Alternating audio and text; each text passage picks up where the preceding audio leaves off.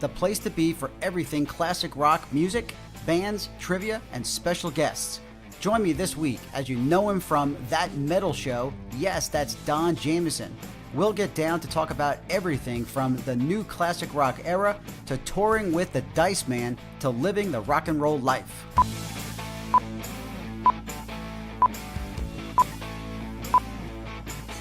Hey guys, this is Jerry Maurer, founder for Addicted to Classic Rock, your favorite fan page for everything classic rock. I am so excited because today we're kicking off our interview series and we have one of the most recognizable, as far as I'm concerned, one of those heavy metal comedy rock comics, okay? Before I bring them out where you can see them right there, I want to share with you a couple of pictures here. Take a look at this. Have you ever seen this guy before? He's the good-looking one there. On the right-hand side, that's Don Jamieson from That Metal Show. And Don, my goodness, guys, welcome, Don. If you guys can please comment and just comment below and welcome Don, of course. Let him know, hey, thank you so much for being here, Don. My goodness, people don't know this, but Don and I actually go back a very long time. So we'll share a little bit about that. We'll share more about your current, your current gig history, where you're going to be performing.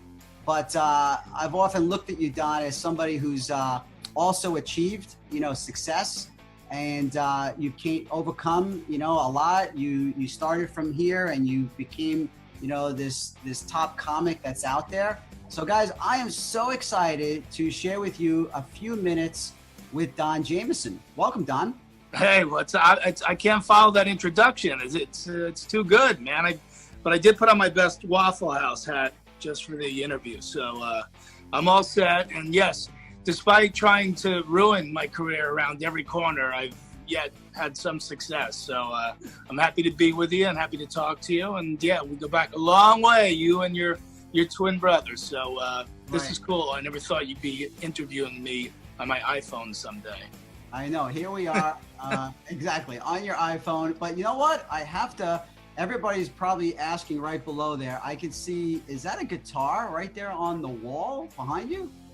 Yeah, I collect guitars, and that's one. It's a Metal Blade Records guitar that I had specially made. And I do my comedy albums with Metal Blade Records, which is a great heavy metal label. It's been around 35 years. And, that was, that's one of my connections with the rock world is that, as a comic, you want to put records out, but I wanted to make sure I did it with the right spin on it. And when these guys offered me a deal, I was like, oh, see, that's what I've been waiting for, that heavy metal connection with my comedy. And I was the first comic signed to a heavy metal label. So it was really exciting. That is fantastic. Yeah, I mean, like one of those mysteries is how did they find you? Like here you are, living, you're building yourself into a comic, and then all of a sudden, how did that happen? Well, obviously I go out and I play, the regular comedy clubs and theaters and what have you. But, since I had, after a bunch of years of doing That Metal Show, I started to get the opportunity to go out on the road and open for bands, because my favorite comics were sort of like rock and roll comics also, like Dice and Sam Kinison and Bobcat Goldthwait. And in the 80s, those guys all went out and opened for bands. And it was so cool then. And then for the longest time, it was so not cool. And I was like, wow, maybe I could help bring that back, that cool factor to a comic working with a band. So I went on the road with this band that was on Metal Blade Records, and I opened for him, and the head of the label said, wow, what? I haven't seen that in forever, and I don't know if you have enough time for a whole album, but if you do, I'd like to do a record with you. So we worked out a deal in his car in 5 minutes, and I've done 4 albums with him now, and they're my family. So it's that great crossover thing where I could work a regular comedy club, I could work in front of any crowd, I could do a nursing home, I can do a children's party, and I could play a rock club, so it's pretty nice.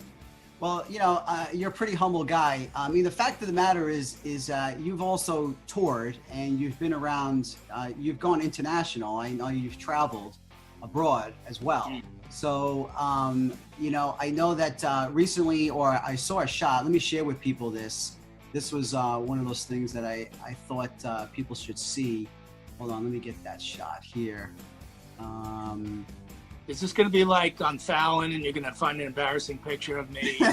Maybe, but let me just bring this out here. This is one of those cool shots that this tour bus. Yeah, can you explain? Can you share? How did this come about? I mean, rock and roll comedy by Don Jamieson from That Metal Show. I mean, that right there, that's pretty hardcore. I love that. Why don't you show people how that came about? So that's at the Rock and Roll Hall of Fame, believe it or not, in Cleveland.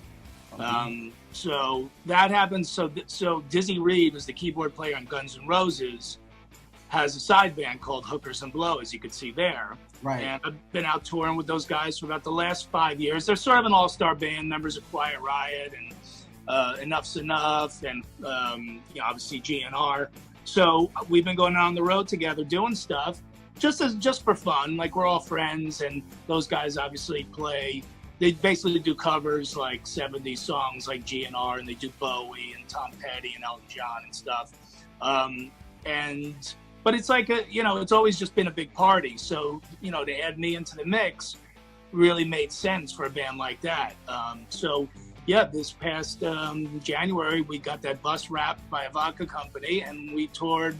Started in Salt Lake City, came all the way down through the middle of the country, up into Massachusetts, and then back down into Chicago. And we had a blast everywhere we went in that bus. We got a lot of attention, as you could imagine. How many tour dates was that? How many gigs was that?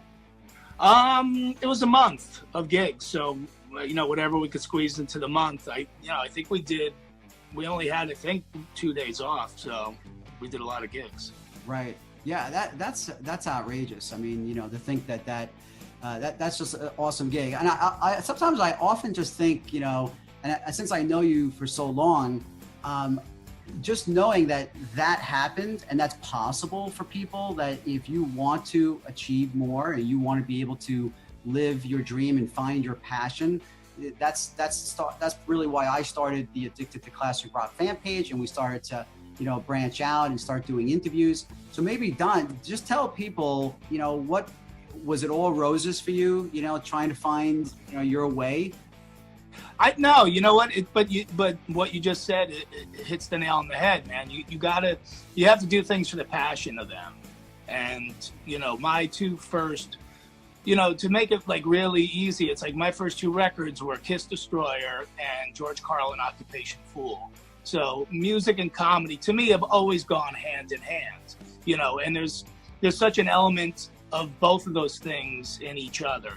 Obviously rock music has so much humor just inherent in it to begin with, hence a movie like Spinal Tap, which is amazing, and there's always a fine line between comedy and reality in that world. But I always liked the solo aspect of being a comic, just working on my own, not having to deal with 4 or 5 other guys. And let me tell you, I've been around a lot of bands in the last 10 years between That Metal Show and touring and stuff. Even if you love everybody in your band, it's like the Real Housewives if you're on a tour bus with people. You're dealing with 5 different personalities, and then this guy's wife doesn't want him to be in the band, and there's this, and my guitar doesn't work, and this broke, and this guy drank too much tonight. So it's always something. So I always like just me as a comic. I can only have to depend on me, right? I don't have to lug any equipment. I don't have to split the money 5 ways. I just put my jokes in my pocket and I go. But I do love the brotherhood of being in a band, like being on that tour bus with those guys. I got that, but without having to actually be in the band. I got the brotherhood of being on the road with guys and touring and doing gigs and getting that satisfaction of sort of being a rock star at the same time as being a comic. But you had the brotherhood also with That Metal Show for 14 years with Jim Florentine and Eddie Trunk, right? So that was a whole different brotherhood, right? Right. Well, so 14. It's actually 14 seasons, about 8.5 years. Okay. But yeah, I mean, you know, that's me with two of my best friends talking about rock music on TV and getting paid for it. So God bless America. Yeah, it was it was an incredible experience to do that with my friends, and then to meet over those 14 seasons pretty much every one of my rock idols from my childhood on. So walk me through, let's say perhaps let's say one of your top days as a co-host for That Metal Show, and you were expected to meet one of your idols. Can you walk me through that? Share with people. Everybody's watching this saying, oh my God, I can't believe, you know, first off, it's Don from That Metal Show, because a lot of people do know you. And, you know, walk them through. How was it? How did that become possible? And what emotionally was going through your day? Well, you know, doing the show with my friends really made it a great experience for me, because, you know, you always have two other people who have your back. And when we did interviews, we all had our own interview style. Mm-hmm. And, you know, it just took a little time to get the chemistry down. But once we did, you know, we pretty much had a well-oiled machine. As far as the artist for me, you know, it was weird, man. I was never, you know, I worked behind the scenes in television, as you know, for, there we go, a long time, excuse me. Worked behind the scenes in TV for a long time. So I met a lot of famous people for years before that. But I was never sort of starstruck by people, but I also never lost the joy of meeting them and, you know, being interested in their careers and what they're all about. Okay. I think for me, the times were just, like, one of the craziest times was just walking out of my dressing room one day, and the drummer from Black Sabbath, Bill Ward, was standing by himself in the hallway, and he goes, "Oh, hello, Don, how are you?" And I'm just like, how does Bill Ward even know my name? Like, he's never met me before. He's like, "Oh, I'm a big fan of the show." And I'm like, "You're a fan of my show?" Like, that was like insane. So, you know, just stuff like that. You know, Alice Cooper, whenever I see him, even to this day, he picks up the conversation from the last time I saw him. It could be a year ago, could be 2 years ago. And, you know, it was great to be, like, accepted by all those guys, right? You know, as somebody in the scene. And, you know, a lot of the guys I made friends with now, even though the show's been off the air a few years, you know, they're all still buds. You know, it's a really tight community, and I feel honored to be a part of it. So who would you say was your top, you know, your top three guests that you thoroughly, you know, just enjoyed? Yeah, I mean, Alice Cooper, definitely, because he's the consummate storyteller. You know, he's like, you know, he'll have these amazing stories, and then, you know, at the end he'll have just this big, like, bomb punchline, man, that'll kill. You know, so he's always great, and he never tells the same story twice, you know, so he's got tons of material. Brian Johnson from AC/DC, definitely. Really? He's like, what you see is what you get. You know, the guy with the jeans and the black t-shirt and the cabbie hat on stage, same guy off stage. Oh, hold on a second. So, hey, you guys watching this, right? Comment below if you love AC/DC. Do that right now and show some love to Don, because he was with Brian. Anybody else with AC/DC when they came? No, I never met any of the other guys, but, you know, Brian, like Alice Cooper, showed up by himself to the studio. No publicist, no 15 friends, no agents, no anything. Just showed up by himself and didn't need anything, didn't want anything. You know, Alice is like, "No, I'm good. I'm just, you know, I got my book with me. I'll just read until we do the show." And, you know, Brian was just wanted to, you know, is there a place I could smoke, mate? You know, so we got him a place outside so he can go have a smoke. And they were just really humble, and these are legendary people. And then I'd say, you know, for a third one, I'd like to pick the ladies from Heart, because, yeah, you know, on the rock scene, there's not as many women, you know, as you'd like there to be. Right. You know, it's not as diverse. And, you know, I know their guitar tech was a big fan of the show, and he kind of talked the ladies into doing it. And they even said, they were like, "I don't know about sitting down with these three guys from Jersey. Like, are they gonna fart and burp on us, or like what are they gonna do?" But once we got into a conversation with them and they realized we were like legit fans and we really treated them with respect like we did everybody, they really had a good time, and they talked about us in interviews afterwards. So it was really cool to have them on because they're legends too. They're legends. These are Hall of Famers.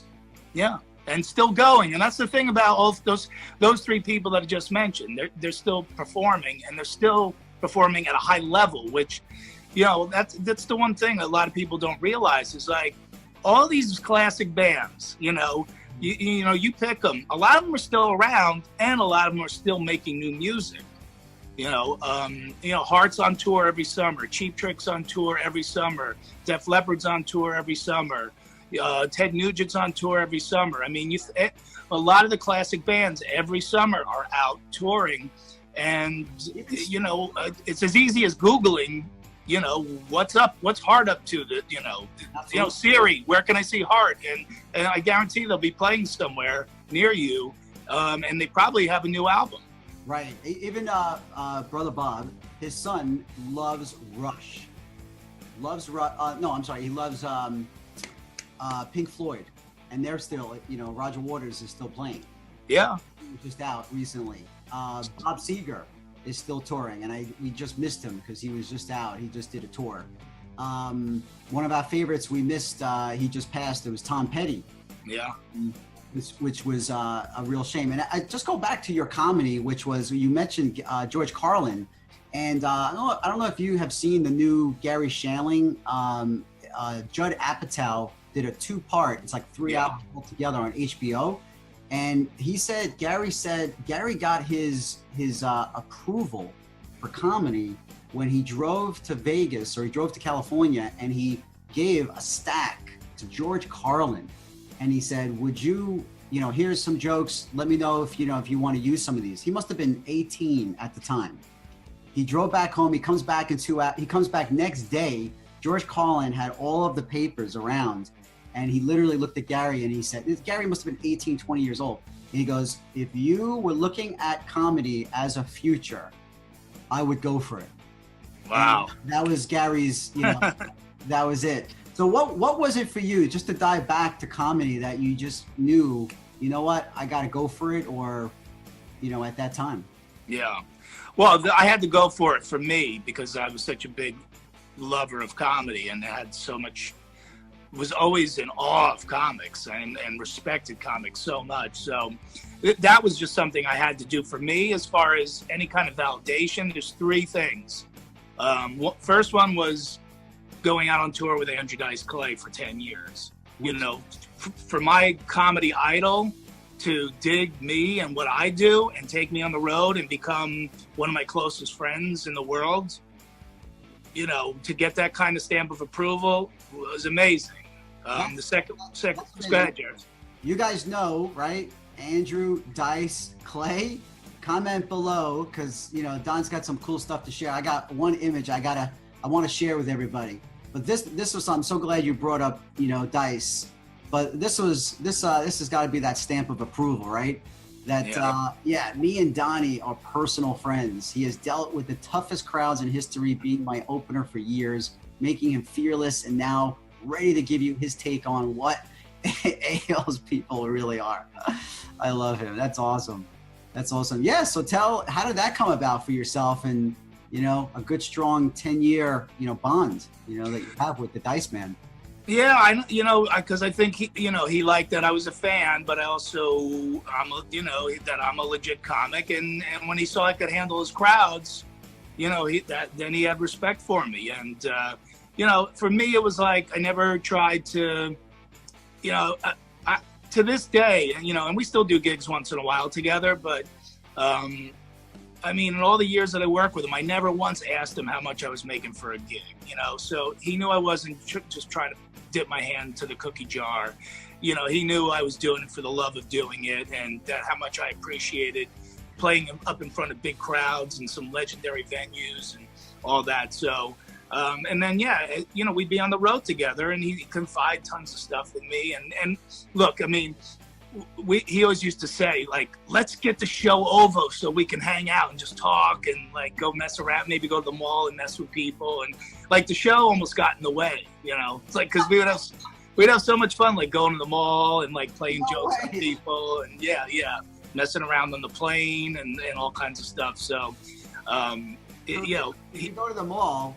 I mean, is obviously Dice is Dice in the mall, or is he, you know, more reserved? No, he's crazier.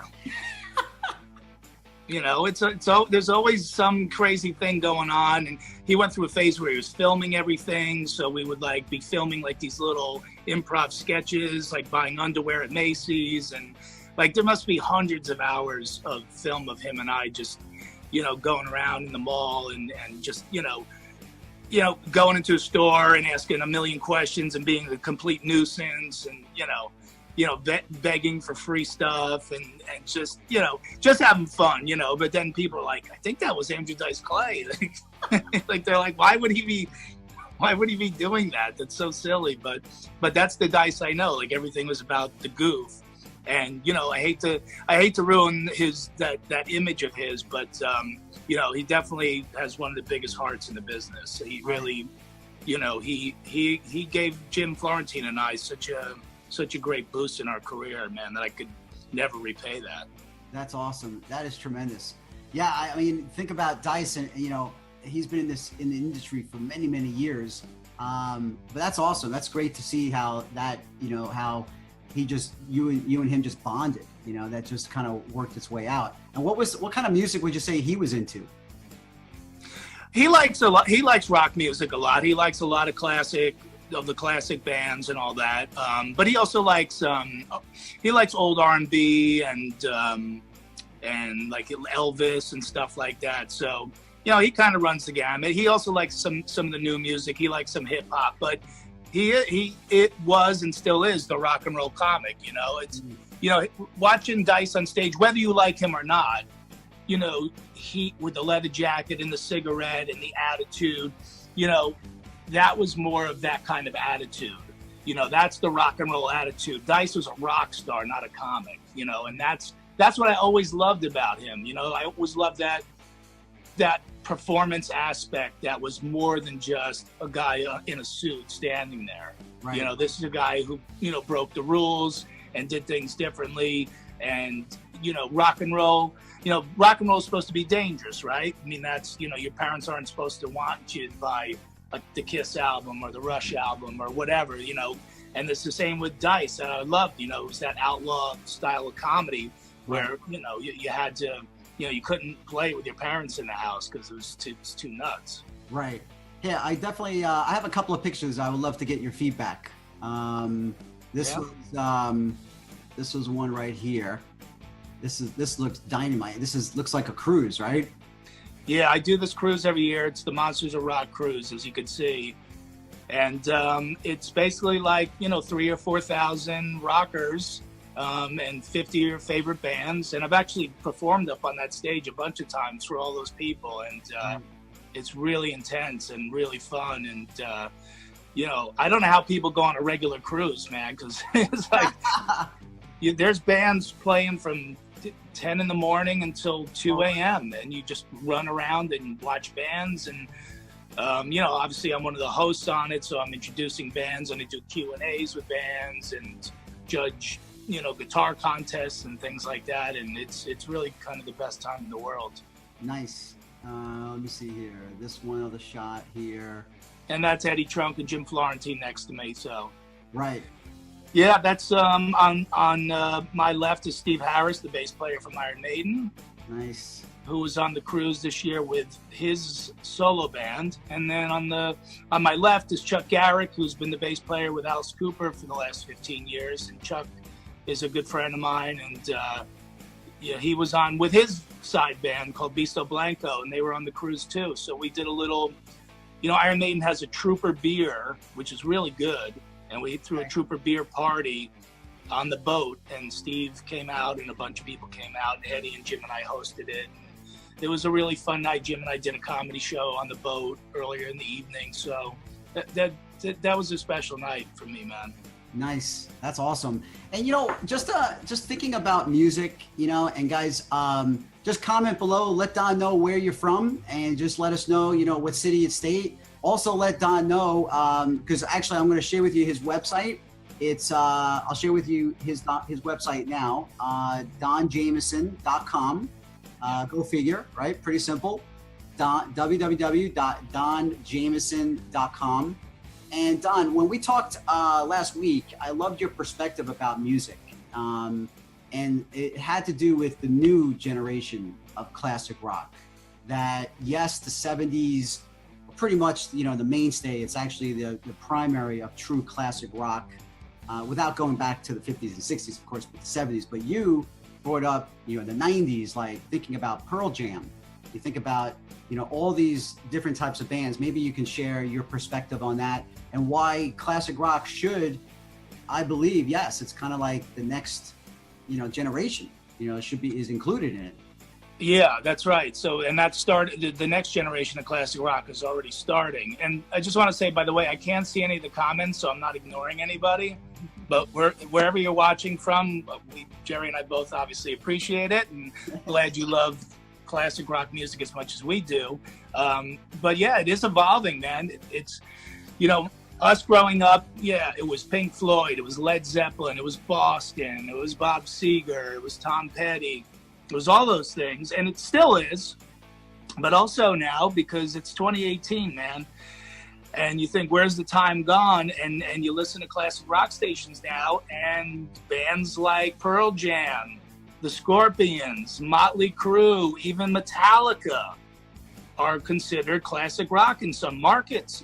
Enter Sandman is, by Metallica, is on classic rock radio. Yeah. So this new generation, the kids now who are in their early 20s, that's their classic rock. Soundgarden, Alice in Chains, that's their classic rock now. The stuff from the 90s and late 80s has now become more mainstream. So it's interesting to see that shift happen where, I think, you can use terms like classic rock or hard rock or heavy metal, whatever you want to do. At the end of the day, whatever lasts the longest, it was just good. You know what I mean? Like Pearl Jam was grunge in the 90s because you had to give it a name. But yeah. Pearl Jam's just a rock band. That's all they are. They're just a great one, and that's why they're still around. So, right. All those labels kind of fizzle away eventually because if you have longevity, you're just a great rock band. Exactly. And and after you just said it, you're a month on the bus. You see all the trials and tribulations of like 3 4 years. Can you imagine years in the making, and all these bands touring the way they do, how that's possible.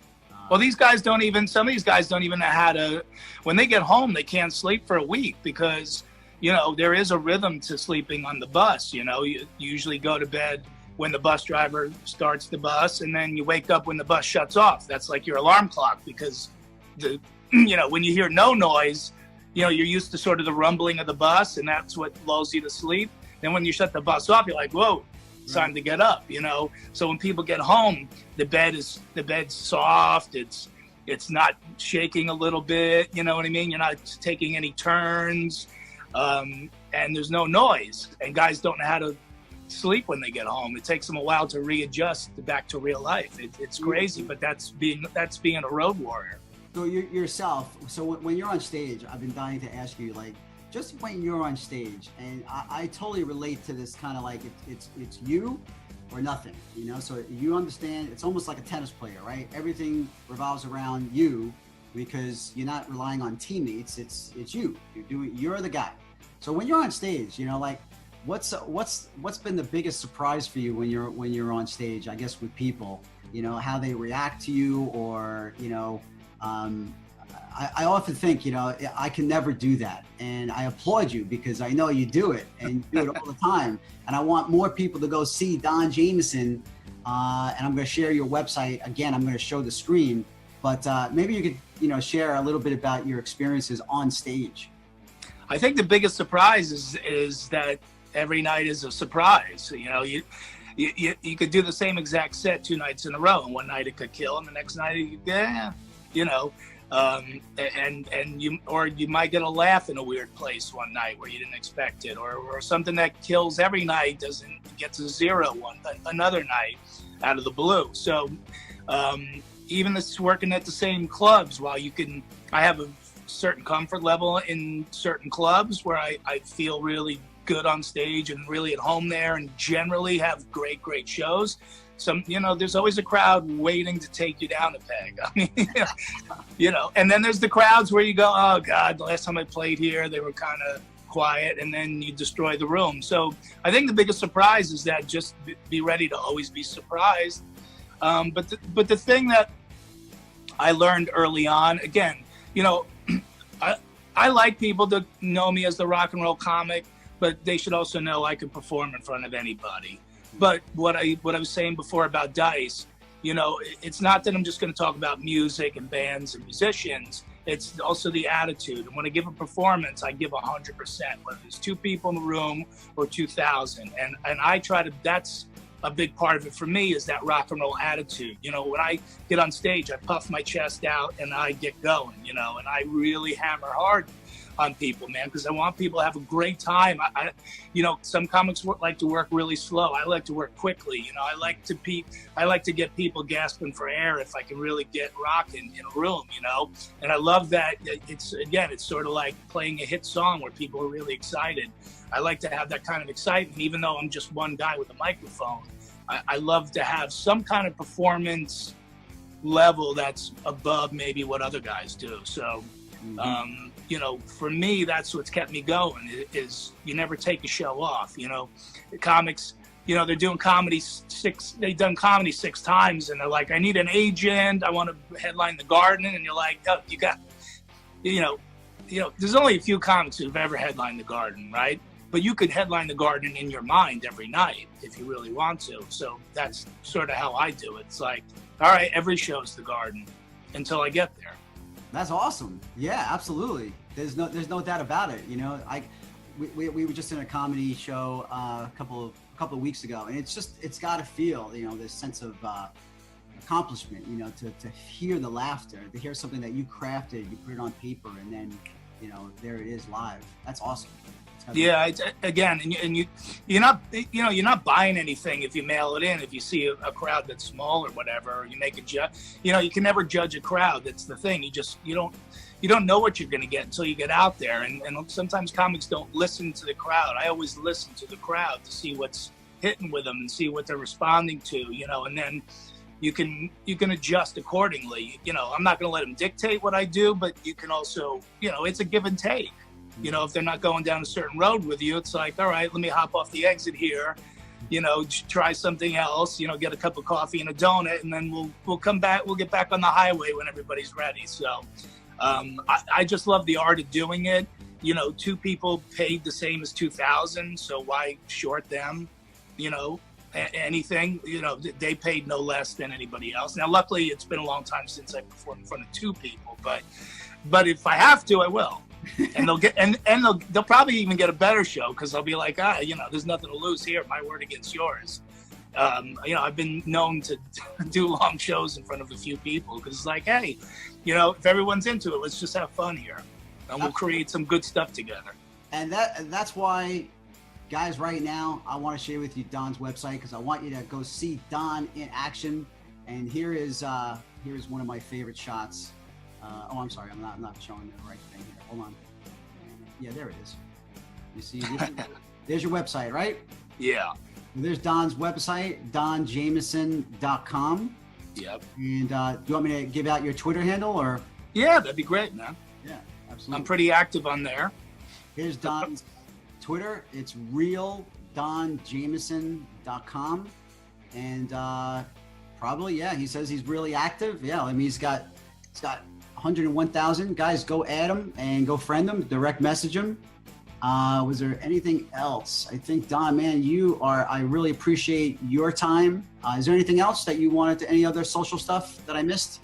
Oh yeah, I'm right there on the Facebook too, Don Jameson Official. So there's my favorite shot. There it is. Yeah, that's me in college, 1988, man. In college in 1988. And the cover of my new album, Communication Breakdown. That's right. That's new now? It's been out about a year, but it's still, it's still funny, I think. Plus, if you come here to Don's website, There's actually, let's see here, under videos, you have access to your Spotify right here. Grab his Spotify, which I just did earlier. Yeah, there's some cool stuff right here. Is that supposed to be there? I don't know. I hope so. Yeah, there's some really good stuff here. Yeah, and I got some clips on there, that metal show. I got clips of me doing the Beer Money show that I used to host, because obviously, yeah, like you and your brother, I'm a huge sports fan. That's right.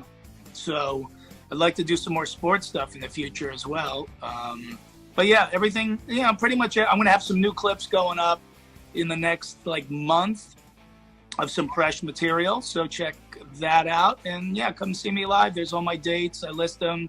I'll be on the road all summer, and Ohio right here.